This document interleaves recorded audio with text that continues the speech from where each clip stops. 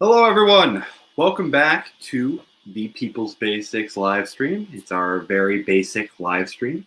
Today on the program, we are going to be doing another part of our breakdown of Shaun Donovan's, current platform. We have been going through this at a little bit of a slower pace than we'd want, only because Shaun's platform has been pretty robust in total. So that's no problem for him. That's credit to his part on that fact. So I want to just emphasize that part of giving him some credit.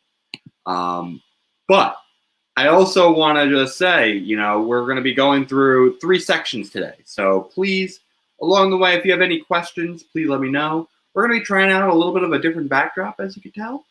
We have a little bit more of our art here, instead of doing our current green screen. Figure we'll have a little bit of a better bandwidth rate, so we'll have a little bit less technical issues. And frankly, I like the art. We got a little bit of our universalism here. We got a little bit of our democracy, and we got a little bit of our, basketball. That's a big passion of my own. So that's what we got here. So let's, without further ado, I want to remind everyone, please like and subscribe to the channel if you have not done so already. And if you have not done so as well, go click our Linktree description so that you can find all of our social media and follow us there as well, so that you're always alerted when we have big announcements or new forms of content that are coming out. But without further ado, let's go into his platform. So, transportation was the section that we left off on. So transportation, a revitalized transportation network that makes the city work for everyone.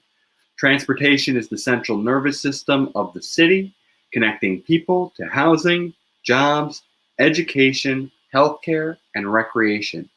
It can rectify inequities and help the city recover from the impacts of COVID-19.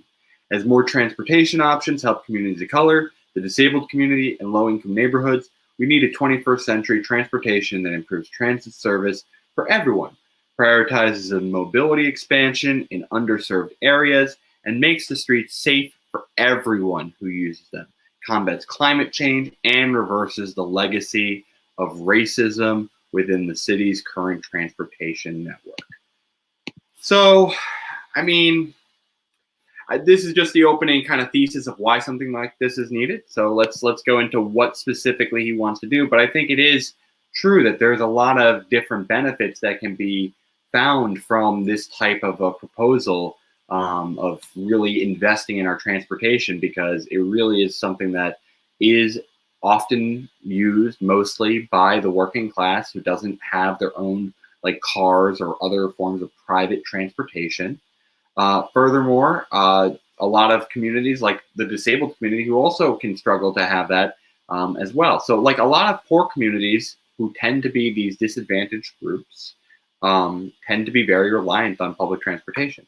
Furthermore, as he states, it's a big thing that we can be doing for climate change, because it'll make us need less cars on the road when people use public transportation more, because it's quality public transportation. So that's important too.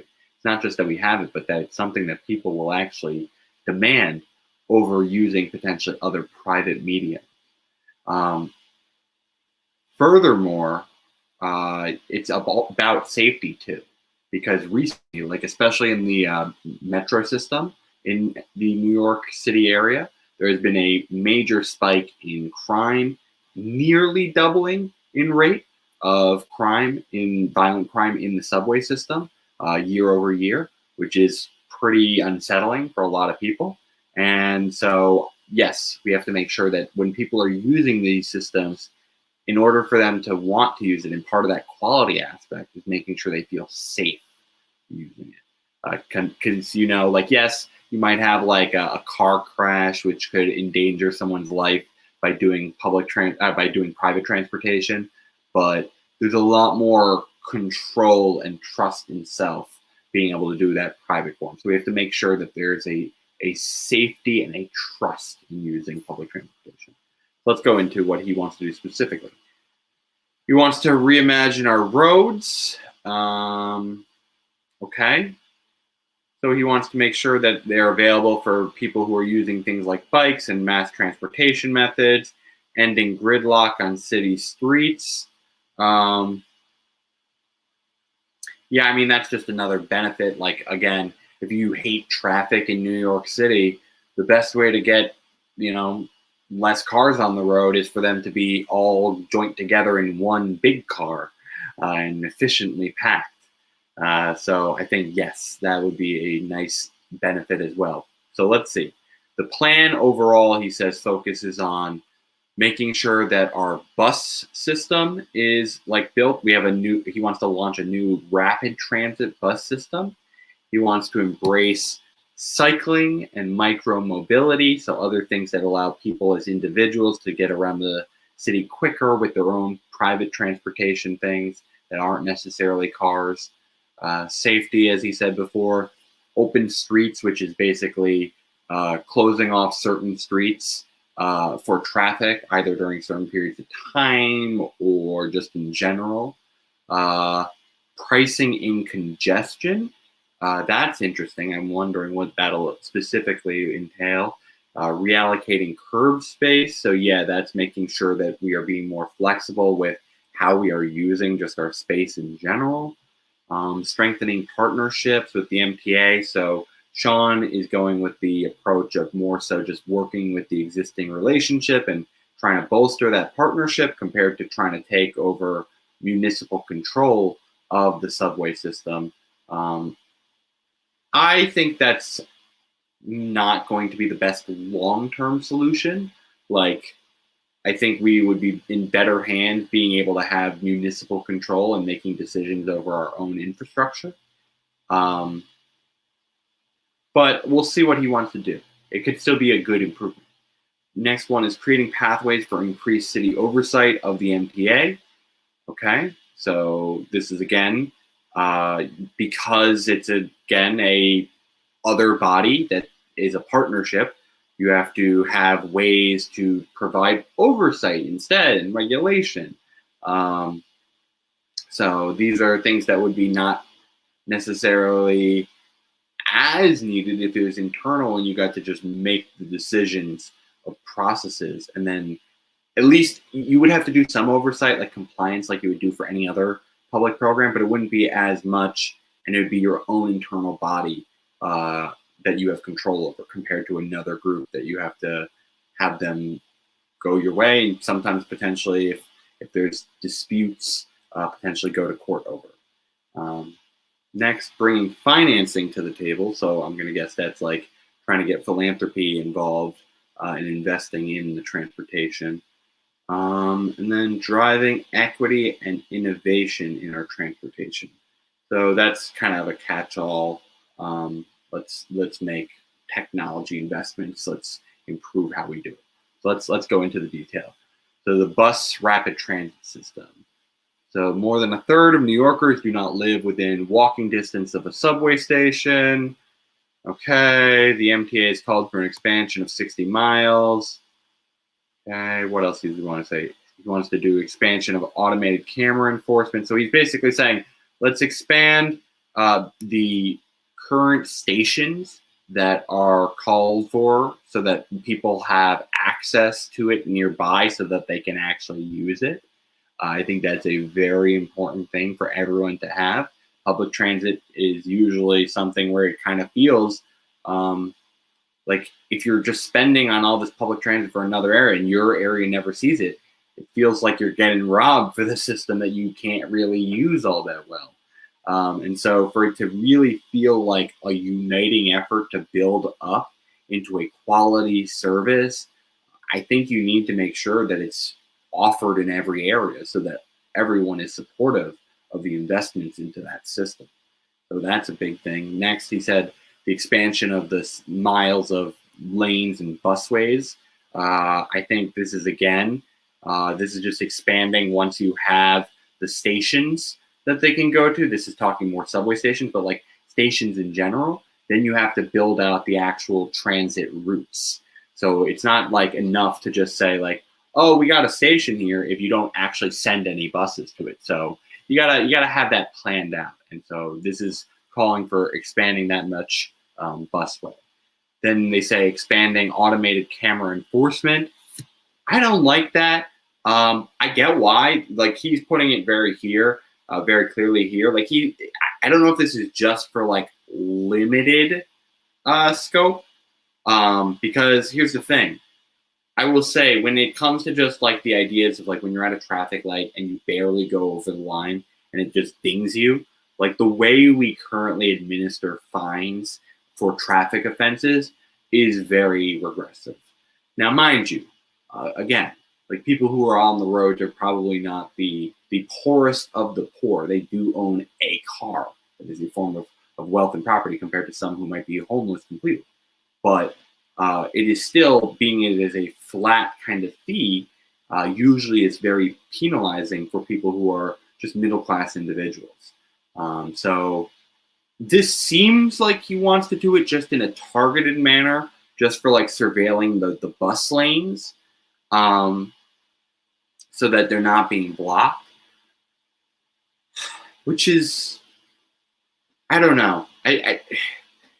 Again, like for those who have never really driven in New York City, the people there are freaking mad in how they drive and how they're swerving through lanes. And so like sometimes I worry, like if I'm in the right lane and that's where the bus lane is on my right, and someone is just swerving a bit, like if I'm defensive driving, automation doesn't like adjust for that type of stuff well. Like it doesn't take in the human element of fairness appropriately. It's saying, did you cross that line? Yes or no? Okay, you're dinged. And so I like automation in a lot of things, but judgment is one of the few things that I think is a very human thing. And so I don't agree with this. I'm not a fan of automated cameras for traffic enforcement. I don't think it properly does fairness in the law. And so if you wanted to come to me and propose this once you had something that rectified how we do fines for these offenses, okay, after that point, sure, we can talk about it. But otherwise, it's a very regressive penalty. Next, technology can also be used to speed up regular bus service by installing more traffic signal priority. One study found an 18% reduction in bus travel times when using TSP. Sure, that makes sense. Like, I do think we should have our traffic system prioritize public transit when possible over private transit. I think that is a very reasonable in terms of incentivizing people to use the public system. I think that's a very reasonable proposal. Next, embracing cycling and micromobility. 2/3 of commuters who don't bike cite safety concerns. I will tell you, I am one of those. I have been hit by cars, and that is why I don't bike anymore. I feel unsafe. And so, yeah, we do need to prioritize connectivity, because sometimes if you have to go, street biking just to get between different bike paths, that gives a lot of people anxiety, even if it's for little stretches. So highly agree with that being a priority, because I think it's not just, hey, here's another means of like combating climate change or like anything like that. It's like, it's also a health thing. It's a convenience and freedom thing. You don't have to wait for transit times. You could just hop on a bike whenever you want and just start going. I think biking, especially for city environments, is a huge thing that needs to be prioritized in trying to reduce foot traffic and just make a healthier city. So yeah, I love the idea of, I'm going to expect he'll do more into like the city bike program, etc. But yeah, safety is the number one reason why people wouldn't do it, and I am one of those. Today in New York, 90% of the traffic sector emissions come from private vehicles. I believe that. Yep, sure. By connecting bike lanes with current transportation hubs with secure biking. Okay, so we must get, okay, so he's making the point about how we got to get people out of the cars if possible. They're also saying e-scooters. So here's the thing with the e-scooters. You would need to have them be enforced that they're in the same lanes as like the bikes. Because I will tell you, in my own experience, when I lived in Hoboken, New Jersey, they had launched an e-scooter program in our area. And mind you, many people did enjoy them. But there were many people who were concerned for their own safety because people recklessly used them, an electronic, motorized vehicle on the sidewalks where people were walking as pedestrians. And I'll say, I have come very close on multiple occasions to getting hit, like full on. Like it's not like, they're going at a slow speed. This is a motorized vehicle, so that could have left some damage, and then you getting actually hit by the scooter itself. And it's like a lot of these people, they don't have necessarily like a form of insurance when they're using that. So I think at a bare minimum, they should be enforced to stay in their lane. And I don't think that's unreasonable. And here's the other thing. We also have to enforce that these people are obeying traffic laws. They are still a motorized vehicle, just like bikes usually have to obey traffic laws. Like a lot of the time they got cornered there. So I'm saying we do need enforcement, not necessarily automated, but to keep these systems safe, people need to obey the system we structure for different lanes. Now, mind you, like if you want to walk with your bike or your scooter, I have no problem with you being on the sidewalk. But like you shouldn't be riding it. That's all I'm going to say. Yeah, and I think this is exactly why he's saying, oh, okay, so he also wants to do a different form of e-scooter potentially. Like these are the one you kind of ride, you stand on it. These, because he's saying he wants to be accountable to the disability community, I imagine might even be a four-wheeler, which could be safer and is honestly something that usually they go at slower speeds compared to the two-wheelers. And so arguably they could go onto the street just like people in a wheelchair would be like on the street. This is just another form like that without them needing to put in the arm effort. I like it. And then good data management practices. Okay, so yeah, just keep analyzing. Safety. Okay, this is not much, but this is again working on Vision Zero. And it's just having like a comprehensive plan that imagines safety. So it's just like a value statement. Open streets, he wants to make them equitable and responsive. So again, this is just kind of like a value statement of like saying, I'm going to be open to the concept of open streets, and I'm going to let like the areas of the city really manage that. But we're going to work with them. And we want to try and focus on making sure that it's accessible to anyone who wants to do it, that it's equitable in terms of who gets the spots, because you can't say every street is an open street. And then it's responsive to like need. Like sometimes it might be temporary need for something to be open, and sometimes not. So you want to make sure that you're available for flexibility. So yeah, I mean, this is just some of these things. It is kind of like it's good to have this kind of more general approach. I actually agree with an open streets type of idea. Like I don't think you want that to be a centralized thing. You don't know what streets necessarily always need to be left open. Like the community knows where they're going to want to put certain events or certain activities. So I think you want to let that be a little bit more localized even than just New York City mayor. Like let the boroughs themselves figure out where they want to try and do that.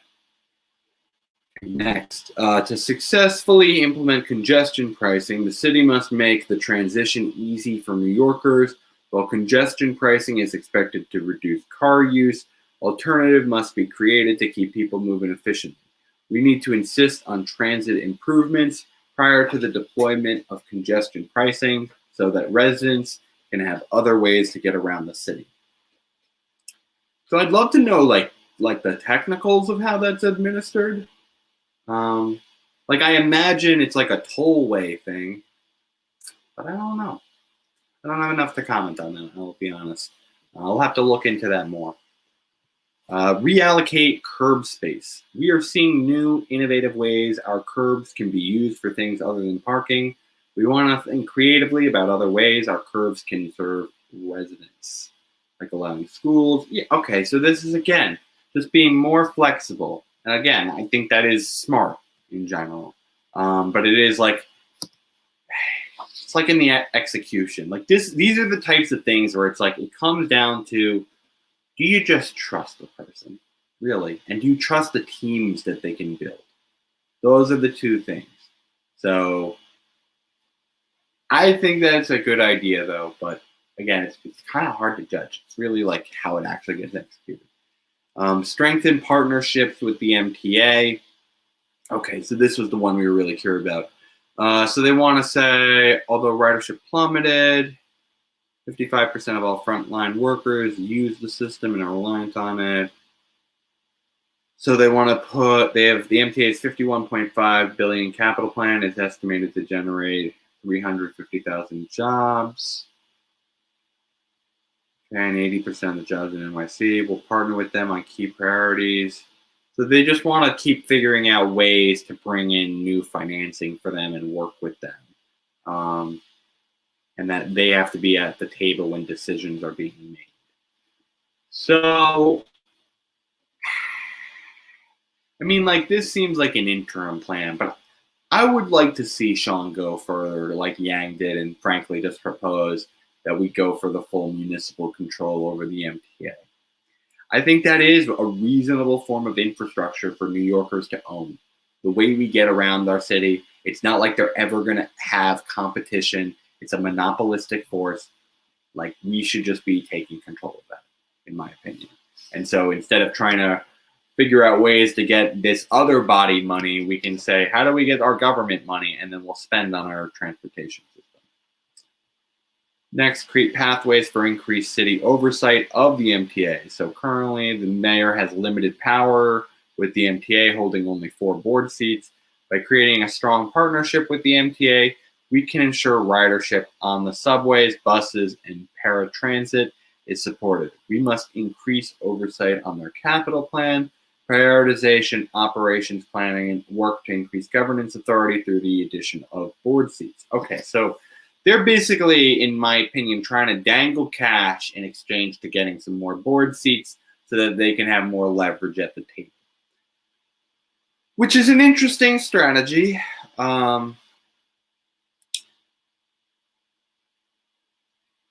I wonder if it's like an interim step before like going for full control.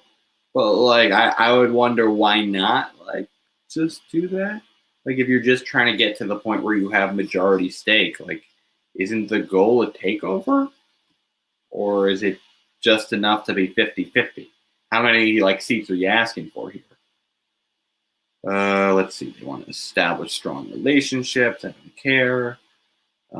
Bring financing to the table. Downstate New York accounts for 8% of the country's GDP. That's pretty cool. Good stat. 1/12. Pretty cool. Yeah. Translate to great bargaining power. Does it? Does it really? Like, I mean, very often it just ends up being like, hey, we're going to just oversee you and take your money from the federal government. And mind you, I wouldn't mind that if it was being used responsibly, but not always used responsibly, as many of you know. Let's go with the next part. In light of COVID-19, so they want to include value capture and a marijuana tax. Ooh, interesting. So I like those forms of taxation, and he wants to legalize marijuana. Love that. Definitely a winner, I will say, on that front. Let's keep going. And yeah, as you can see here, 500 to 750 million. I would say that's pretty accurate. It would be a relief on not having the black market in the city too. Next, driving equity and innovation in our transportation system. So let's see, what are they saying? So there are many more ways to connect people through our transportation network. The behind-the-scenes transportation work is often siloed and continues inequities among our neighborhoods. We plan to support cohesive planning, from co-building bus and bike infrastructure and networks to ensuring that anyone can use MTA's new Metro card, OMNY, no matter how they get around, to a continued commitment to fair fares. Okay, so they want to do, again, like, this is one of those things where it's like, I love all the candidates, frankly, to try to get one day to free public transport, but like, it's like one of those things that's kind of hard to go full free right now, while we're still in the pandemic and we have a little bit of a budget deficit. But yeah, I'm glad that he wants to reduce transportation costs. That's good to know that's in mind, that we're not going to try and increase the fees, which is the exact wrong thing to do.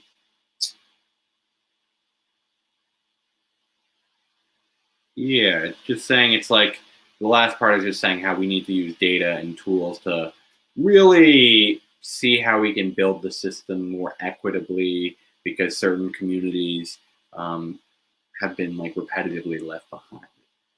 So I think overall, I like most of Shaun Donovan's transportation plan. I think, as you all heard, the one big conflict I had is he likes automated cameras. I am not as big a fan on that, but I digress. Most of that plan is pretty good. Let me go and check the comments, see if there's anything that I want to look at and feature for the audience here before we go on to our health plan. Yeah, I mean, like, this is a thing that everyone would frankly love to have. You'd think being one of the biggest cities in the U.S. would have something like that. I'll tell you this from my own experience, Angel. Like, I'll tell you, my time in Europe when I went on a vacation there, the thing I was most blown away by of anything was how just efficient and clean their transportation system is. And I will tell you, they said, yes, we are 8% of the country's GDP. But if you look at our subway system, oh my Lord, it is decrepit beyond belief. So now, mind you, there are certain stations in wealthier parts of the city that are still nice. No denying that. But like, when you look at a lot of the different points, there's a lot to be said about taking over control of the MTA and doing a full-on rebuild. But I digress. Let's get back into the analysis of Shaun Donovan's platform. We're going to do health next. So, health. Let's go into his platform.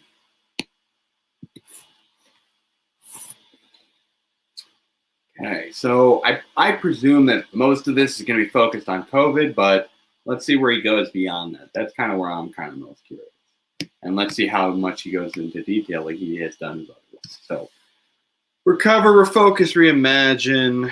In addition to the claiming the lives of nearly 500,000 Americans and over 29,000 New Yorkers, the pandemic and its associated economic crisis are causing health needs of all kinds to pile up across the city. Yeah, I mean, that's something that a lot of people don't talk about. How the economic problems, frankly, from COVID and the lockdowns and the lack of trust in just being able to go out, how that economic damage caused people to get worse health, which in turn caused them to be more susceptible to COVID. And we have been dealing with inadequate aid repetitively for people. I'm very fortunate that when economic trouble hit me, I had a support network. I have a very loving family in a comfortable situation. I know everyone's not like that. I'm very blessed to have that. But I just think, like, and he calls it out, this has been especially bad for people of color. Because you think about, like, so many of these businesses that have been shut down, and hospitality and all these different areas, retail and such. Like, so many of the first jobs to go were like people of color, the frontline people. The people who were in these jobs that were frontline, that didn't necessarily require like a college degree all the time. Those were the first jobs to go. And so the economic toll hit them first. And that led to worsening health because they couldn't afford the food that they need, or maybe they couldn't get the cleaning supplies, the sanitation supplies they needed to keep themselves safe, or the health supplies to protect themselves, like with PPE. And on top of that, their areas have had less funding, and so their systems get stressed more and more. Yeah, it's of course going to hit the most vulnerable among us the hardest. And the economic toll has been devastating for so many. Let's keep going. Yeah, it impacts all parts of our livelihood. Totally agree. We were caught unprepared. We must strengthen our emergency response network. First priority is halting COVID. Rebuilding public health is critical. He wants to launch a 3-tiered New York City public option focused on giving every...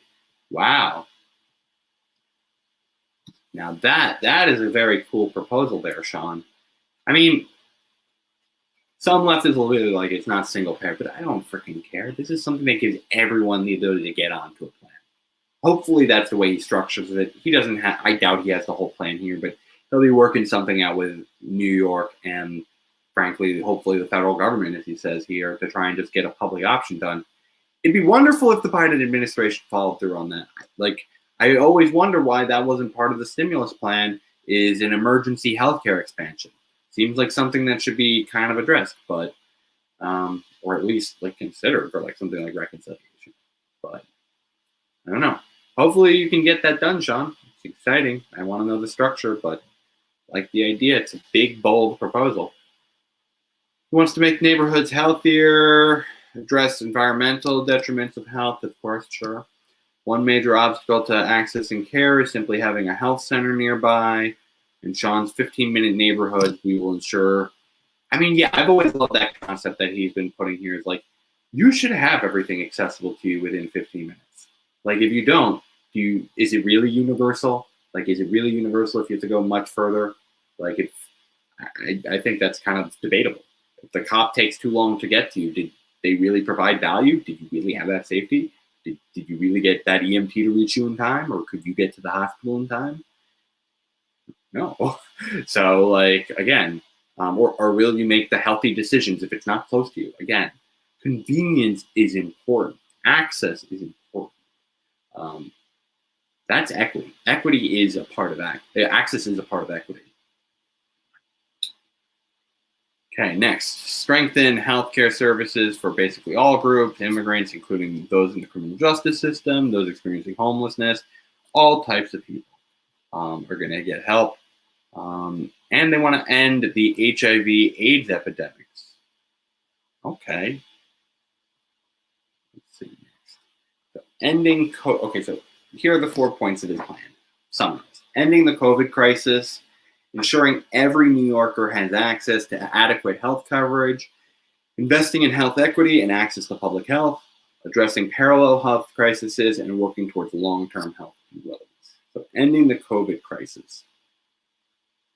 So, yep, a lot of this was preventable. He's worked when he was at the OMB, he worked under Obama, he worked with Dr. Anthony Fauci and other medical experts to contain Ebola and Zika and help prevent them from becoming pandemics like the one we are currently living through. They literally wrote like the pandemic playbook. Yep. At the same time, New York City and state, despite their best efforts to contain this virus, also took many missteps.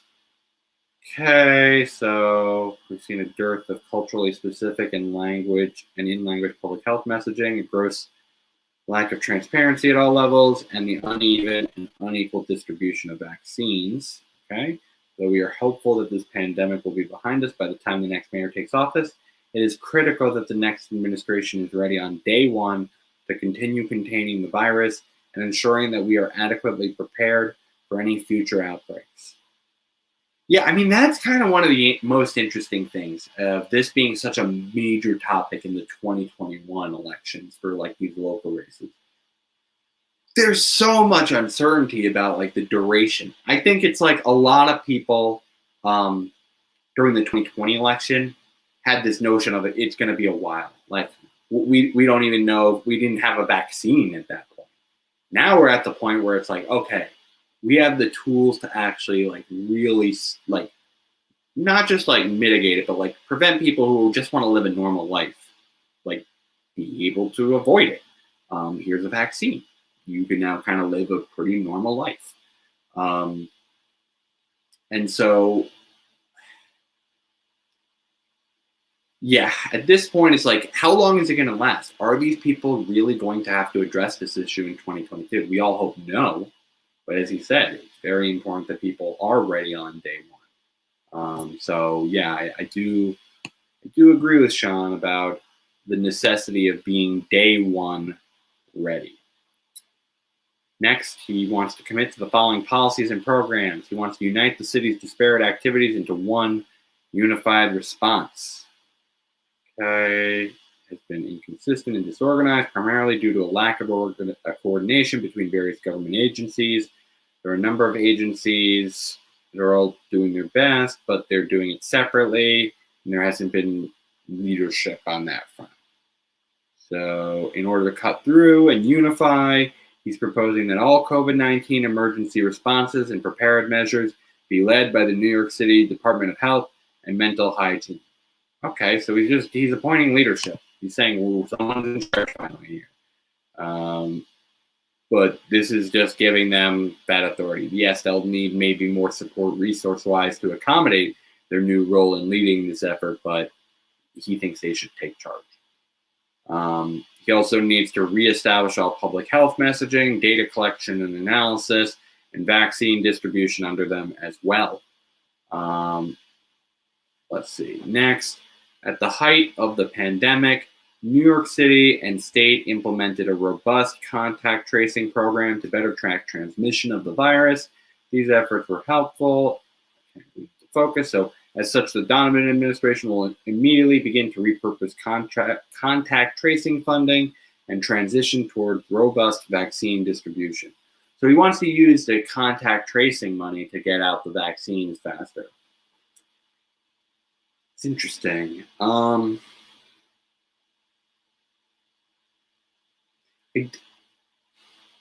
feel like there's other parts maybe you can go to for the budget. Like, I don't hate it inherently. I get why you'd want to do something, but like, I worry that if we don't keep contact tracing, if people do continue to get sick who don't have it, they can continue to just spread it to more people, and we should know who those people are. I mean, I guess it's kind of like it's scaling the program down over time as vaccine rate increases. But I need to know the details. He doesn't specifically lay out that type of a role. So he says at the same time, we must ensure that we have contact tracers and other medical professionals ready for future outbreaks. So therefore, the Donovan administration will build and train a reserve of medical and public health professionals to be mobilized during pandemic. Okay, so he just wants to scale it down and turn it into a long-term thing. I mean, that makes sense to me. Very often, you don't need it the same pandemic level constantly. You do want something that can just basically scale up as needed, and you have some people who have the leadership to know preventative measures. Let's keep going. Reorient the city's vaccination campaign towards hard-hit communities of color. Yup, sure. Bring vaccines directly to people who need them by holding education and vaccination events at NYCHA. Yeah, I mean, like, this is a fundamental thing of equity, like understanding information distribution. Like, if someone has more money, they likely have access to electricity more readily and, internet more readily. And from that, they might even have more spare time from having security from potentially one job instead of having to try and work multiple jobs to scrap together that like a living income. And so you have to kind of bring the educational materials to them a lot of the time. So holding the events there makes a lot of sense to me. And they're just high population areas. So you can do a lot of people all at once. So that just generally makes sense to me. And then if you're gonna communicate to these groups, you gotta communicate in language. You gotta, again, make messaging accessible for people. So you gotta use this vaccine distribution as a plan to sign people up for health insurance. That would be great. That's a freaking smart idea, Shaun. Love that idea. Work closely with colleagues in the Biden administration to ensure that our city gets the vaccines, as well as protective equipment funding. So this is, again, just shout out to the federal level and my connections. I can get the funding. And I mean, like, to be fair, Shaun does this, but so does Yang. They both try and make this play of look at the connections I have to the federal level. I think they are the two people who have the best case to make on that. And there's a reason why I have, I've been considering like having Shaun move up. I've been like, since we did our Springer episode, I've been considering how that order is shaped. So I expect it's going to shake out for a while. We have over 100 days at this point still till election time, but Shaun's definitely on my list because he has, as you've been seeing, and us needing to do 3 parts already, and we'll have to do a 4th part tomorrow as well. He has the most, like, one of the most detailed platforms of anyone out there. And yeah, I have a couple disagreements here or there with what he has, but a lot of this is really good stuff. It's really thought through. He has clear experience both on the local level as well as on the federal level. Seems like a quality guy from some of the public forum appearances I've gotten to see of him. So he's definitely been an impressive fellow. Let's keep going, though. Leveraging our data with approaches. He enhances our public data dashboard. Just, again, having data on the stuff. This makes sense. Partner with primary care physicians and organizations to not only plan for the next pandemic, but also engage with them in when it comes to the emergency preparedness and activation.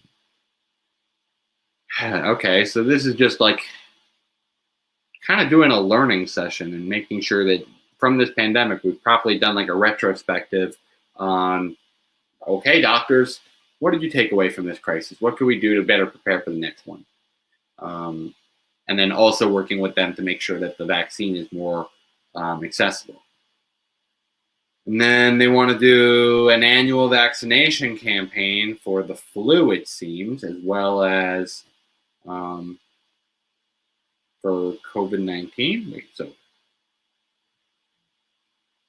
Oh, so this is basically saying like, hey, let's make sure there's an annual plan in place just in case we need to do like further vaccinations on like variants of the COVID-19 virus. Or like if there's need for booster shots, for instance, as he says there at the end. That's fine. That makes sense. This is, again, just trying to like be preventative so we don't need to do like ramp ups and all the expensive stuff, which is trying to treat people in the ICU to try and keep them alive if needed. Next, ensuring every New Yorker has access to adequate health coverage. Yeah, he had stated that before, but he's basically stating here it should be like everyone, like undocumented people, the old and homebound. Like, I have my disagreements about administering the benefits to the undocumented. I'd much rather just help people become documented and then administer benefits, and just fix the way we do immigration on the whole. I wouldn't want to have a system that basically just has anyone who comes into the country has the ability to get it. Now, mind you, he could mean in a similar way of like permanent residency that's been established via NYC ID. People who have established their permanent residency in New York City have a new form of identification. Those type of undocumented immigrants, I actually have no issue with giving because they've already basically established a form of identification and residency in the area that's been clearly established. At that point, yeah, let's keep them there and treat them like we would any legal immigrant in the nation. So kind of depends. I'm going to give him the benefit of the doubt, though, and assume he does mean using things like NYC ID to make that establishment. Okay, so this is the plan that he is trying to work with the state and federal government to try and do. So this is a little bit of the history of the things they tried to build. And this is the ACA as part of that. They're still trying to do it. They're going to work closely to build additional cover through the ACA and Medicare and work with them to expand eligibility for an essential plan to all low-income New Yorkers, regardless of immigration status. He wants to establish a 3-tiered public option in New York City, prioritizing universal access to primary care. Well-funded primary care. Yeah, I mean, okay, so he basically says, like, everyone's going to get primary care as this baseline option, it seems. And then you can buy additional services on top of that. They'll also fill in any gaps in the federal and state level coverage through a New York City public option that provides access to high-quality primary care. Health Plus hospitals, in addition to primary care, members will receive full service, including pharmacy, specialty care, imaging, inpatient care, and others for additional copay. Federally qualified health services. In addition to primary care, members will have access to a wide range of services, including dental and behavioral health, while referral to specialists, imaging, inpatient care, and others will not be covered in the program. So this is basically like, hey, the general stuff, we got you. But if you need specialists, you're on your own. And I mean, like, I hear you. This is basically just trying to say this is a literal bare bones plan. And this is good. Like, it's still expanding a primary care plan to a bunch of people. But, I mean, I don't know. Certain things seem like they should be having some coverage there. Like, I don't know, like imaging. But the other ones I can see maybe being a little bit more restrictive on. But okay, next, community doctors, members will have access to services offered by their local primary care physician. Okay, that's good. So it's just making sure that it has not just hospital doctors, but it's like anyone in their local area. Okay. So they then say that these like specialist visits and hospitalizations will happen through health and hospitals. Voluntary hospitals will also have the option to be enrolled through agreement to provide secondary and tertiary services, including imaging, specialty care, and emergency care, and inpatient care for enrollees. So he's basically saying, like, hey, we're going to give these specialized voluntary hospitals the right to offer these services for free, but we're not going to guarantee it. Program will have no additive cost to the city, with investment continuing through the $100 million annually spent on NYC care. Okay, very cool. He just wants to redirect money. Investing in health equity. They want to do the following: provide primary care. We've already said this. You said, oh, okay, this is a little new. He wants to ask his deputy mayor for health and human services and commissioners to provide recommendations on what additional healthcare resources, including public health plus hospital expansions. He wants to expand access to high-quality prenatal care for women in the shelter system, justice system, and public schools. Yeah, every woman, well, okay, yeah, I guess, yeah, even in the justice system, too. I was thinking, like, they shouldn't be able to get pregnant, but then I was like, oh, pregnant women can still get arrested. So, yeah, they gotta have that access for them in there as well. Because, God forbid, like, if we're just delivering babies on jail floors, that's a pretty sad start for a baby's life. Pretty poor start. Next, promote and invest in quality improvement programs, cultural competency, and simulation training for providers. So this is just improve how we train our doctors so that we do better care. It's good. Needed. We have too many medical errors in our system. I can't speak to how the efficacy of New York City's medical errors are compared to the whole nation collectively, but as you might recall from our healthcare episode, we have over like 250,000 deaths annually due to medical errors. So, yeah, something to think about. Next is expanding access to doulas and community health workers.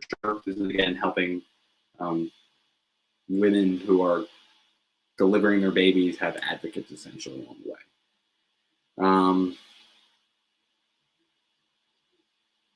Okay, they're also like, hey, let's give them social workers whenever they come in so that we can really get them on the right path beyond just delivering this baby, but making sure that they're taken care of beyond this delivery process. Expand group prenatal care programming to all New York City health and hospital locations. Okay, sure. This is just, let's keep going. Expand prenatal outreach programs to outreach. Okay, so this is again communication, sure. So this is again just a lot of buildup of the prenatal care system, which is very important for so many women out there. And frankly, men who are with these women who frankly, like, there's a lot of stress on them to be that support system, and a lot of men aren't properly prepared for that. And so I trust you, trust me when I say this.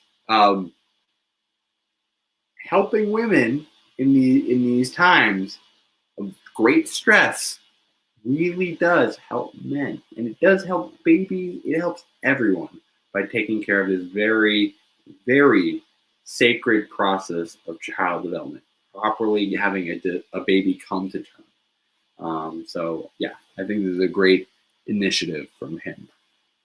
He wants to expand contraception, including reversible contraception, in settings including school-based health centers, strengthen education about sex and healthy relationships. Sure. Again, this is just a sex ed plan. Makes a lot of sense. You don't want to just be doing abortions and having everyone have kids. You want to control the population and have kids only occur when parents are properly ready for them. Now, mind you, some people you might not be ready for it, but then you should still think it through and see if you are ready, if you feel ready. I'm not saying if you your first gut reaction to pregnancy is I'm not ready, that you just immediately do it.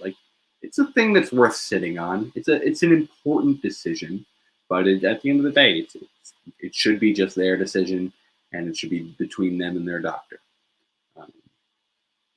Next, they want to build a robust public health workforce. So they want to have in their economic development plan create the largest comprehensive skills-based training program in the U.S. for thousands of students in the secondary and post-secondary education. Sure, makes a lot of sense. This includes engaging residents in the Bronx and Harlem in a comprehensive planning effort to collaboratively shape a vision for dual uptown life sciences hubs. Okay, that's kind of cool. This is basically kind of specialized school for life science and stuff. We had some programs like that in my area growing up. I have mixed feelings about whether I should have taken that or not. I didn't, but I think about it a lot. Next, New York City apprenticeships. The CUNY system, science, yep. Corporate 100,000 jobs commitment. So, this is just, again, trying to connect the schools with corporations, which is not inherently a bad goal. This is just trying to help people get job placement. One focus will be on developing lab technician apprentice programs. That would be kind of cool. The job program shouldn't be that difficult to get people involved in. And I see here that it's trying to be ways to provide upward mobility and trying to get people into specialized training programs and PhDs. So this is anyone can really start in it, but then they'll train you along the way, which is great. And I feel we need to give more opportunities like that to people. Next is making sure the most vulnerable have adequate access to healthcare, and the homeless and previously incarcerated. So yeah, again, these are just good investments. Do you want to keep having to support them through the same services, or do you want to help them kind of get back on their own feet so that they can hopefully provide for themselves? Now, mind you, some people have chronic conditions that they are never going to be able to overcome. We should continue to support them. And there are also benefits that we should provide everyone. But then there are these benefits which are just very targeted to people who have fallen on tough times. And I ask myself, do we want to keep providing the Band-Aid over and over? Or do we want to get these people back up on their feet and truly in a healthy position? And I think this is a good way of doing something like that, is making sure that we're not excluding people who are incarcerated previously or who are just homeless, which frankly there is a large overlap in that too. Okay, so now they're saying address parallel health crises and work towards long-term health and well-being. So tackle the growing mental health crisis. So, yep, this is just stating the problem that there is a growing mental health crisis. We've talked about this a lot on the program about there being a mental health crisis. They want to create a mental health interagency council led by the Department of Health and Mental Hygiene, the Department of Education, the Administrator for Child Services, and Deputy Mayor for Health and Human Services. Three-step approach will focus on identifying and preventing mental illness, strengthening treatment, and improving crisis interventions. That's an interesting one. You don't get to hear that a lot. Preventing mental illness. not just treating it, preventing mental illness, which is very interesting. So they say almost 1 in 10 public high schools in New York report attempting suicide. We need to expand school-based mental health services and early interventions. This includes increasing the number of social workers and psychologists in schools as well as in shelters, housing the 10% of New York students that are homeless. It also includes expanding support for screening and early identification of mental health issues in college-age students. And this is just like, again, kind of just like making sure we have the people out there that can detect and provide service. Fine program, and again, it seems like they have the corresponding CUNY program to accommodate trying to increase that workforce. We must also expand support for training, capacity building, and implementation support for routine mental health screening in primary care and other frontline care settings. They want to invest and improve survey and data. So this is, again, just having like data around like the screening process so that the people know what they're working with, to know when they might need to do an intervention. We want to ensure that community providers have more resources. That okay, so this is like more just ongoing, not just like intervention when things blow up, but like as an ongoing thing, we should expand resources. Then they want to expand integrated community-based services, improving connection to care. So this is, again, like making sure that it's easier for people to access it by doing things like telemedicine. They want to invest in a middle level of care between clinics and hospitals that includes partial hospital or day treatment, as well as intensive outpatient programs. Interesting. I don't know what the specific reason for that is. Like,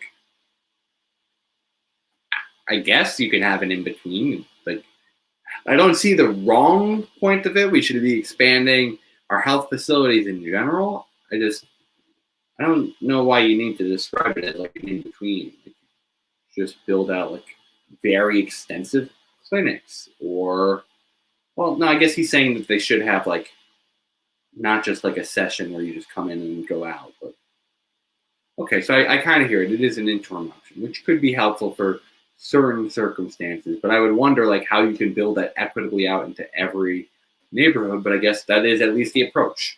And so I wish you luck in that effort. I think that could be helpful. But it seems like a lot of new building to be done.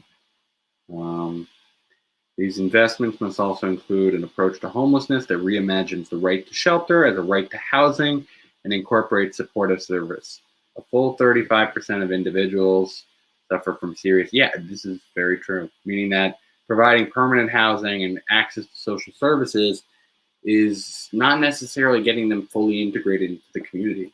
And so we already went through the housing platform beforehand. But basically, this is just saying that like some people, if you just put them in a home, it's not going to do everything you need it to do. For some, that's going to help, sure. But for a large part, they need the supportive services too. They need supportive housing. Let's see what else. Investment community-based housing. Again, this is a lot of stuff we already did. Expand funding for mental health and addiction alternative to incarceration programs and pretrial diversion programs, and commit to priority of decarceration of Rikers. That's lovely. So this is, again, like taking people who have like mental health conditions or drug problems, and trying to say we're not going to lock you up. We're gonna try and get you help instead, which is wonderful because that's what they need. They don't need to be arrested. They didn't harm anyone. The only victim is themselves often. Now, mind you, if they like got behind a car or did something else, then that's irresponsible and they should be persecuted for that. But just general usage, no, those are people in need of anything. Okay. Keep reading. So they want to improve the delivery of our services in jails by creating a specific program for people leaving our jails. This makes sense. Kind of like having a playbook of even leaving like services, like a veteran too. Like any offboarding thing from a major experience and going back into civilian society deserves a little adjustment, like a little briefing, a little support. Gonna feel like a very alien world coming back if they're just left all on their own with no friendly faces to help them. Next. Yeah, this is just again this is again communication, data sharing. Okay, so universal medication in the hands of everyone who needs it. So is this basically decriminalizing a drug that is used for helping treat overdoses of on opioids? Okay, that's cool. And they're gonna try and make it more readily available. I mean, like, you kind of have to know that someone's a user for you to want to do that, though. But I digress. I mean, sure, that's a helpful thing. People should have access to this overdose drug. But I mean, it's gonna hit everyone who needs it. Like, what are you gonna do to push it out to people? You're gonna provide the training, but that's for whoever wants it. So whatever. It's a good thing. It's a good thing. It's not a perfect thing. I'm moving on. Next, establishing the city's first safe use community. Oh, love this. This is just safe use centers. This is the path to full criminalization. And yeah, he goes here into saying how it's going to really help lower the amount of drug-related deaths and help wean people off. Love that. Love that he's willing to do that. Strengthen the emergency response to crisis events by trained clinicians and peers. Next is expand access to medication-assisted treatment services. Invest in supportive housing units. Yeah, he said that before. Okay, so then he says, end the AIDS epidemic. He wants to enhance education and expand access to PrEP and PEP, which have been found to reduce the spread of new infections. Okay, seems simple enough. Very targeted effort. I don't know enough about, frankly, AIDS and HIV to know what they need. I don't have anyone in my personal life experience who's had it. At this point, it is much more like rare in my lifetime compared to the past. I certainly see like advertisements on TV, but I'm not going to comment on this one. I'm sure that this is helpful, but I don't know how helpful. Because it's saying expand access to these things that are basically drugs, which seems like it would be a helpful measure. And it seems like do community-based education and outreach to make sure people know how to get the treatment they need. So seems fine to me. Next, implement a citywide cohesive health approach to violence through community-led public safety and racial justice initiatives. Okay, that's okay. Just community-led, that's fine. So that's kind of like a decentralized model of trying to stop violence. Let's see, another related thing. Better orient these toward closing the out-of-state gun pipeline and initiate and fund research on the causes and prevention of gun violence. Okay, so we're going to get to see that more once we do his criminal justice platform, which we'll be doing in our next breakdown tomorrow. But then he wants to prevent chronic disease, working with schools to coordinate healthy meal standards and ensure that food being provided encourages healthy eating habits. Sure, we got to start early. Strengthen New York City food standards. Encourage further adoption among private employers. Okay, transportation platform will be included. They say they want to do open streets to get more people walking and playing and exercising. That's very true. He wants to work to close the gap through our 15-minute neighborhoods to get people fresh food. He wants to increase funding for community-based organizations to identify and enroll low. Okay, so he wants to help people getting into SNAP programs. I mean, this is good. I wish we just had like an overhaul of our federal benefit programs.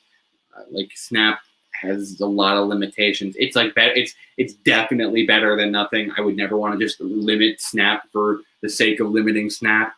But I do think about how we would be better served if we just moved from programs like SNAP to something like a universal basic income nationwide and had a little less restriction, and we could do more focus on these kind of localized pantry areas, the actual distribution of food. And then you have people who have money to try and get it for themselves, or they can go try and get some food at the shelters, not the shelters, the pantries. So that's where I'm thinking, frankly. But this is like it's a local office, so you got to work with what the federal government gives you. So, of course, you want to help people get onto programs to get them food, money for food. Like, yeah, that makes sense. And then you want to help, like, get them more benefits from the government if you have any sway with them. They want to make healthier areas by closing, like, fossil fuel things, like the peaker, like these are natural gas, I think specifically the peaker plants. But yeah, he wants to close down those things to improve the society health, so there's less like asthma.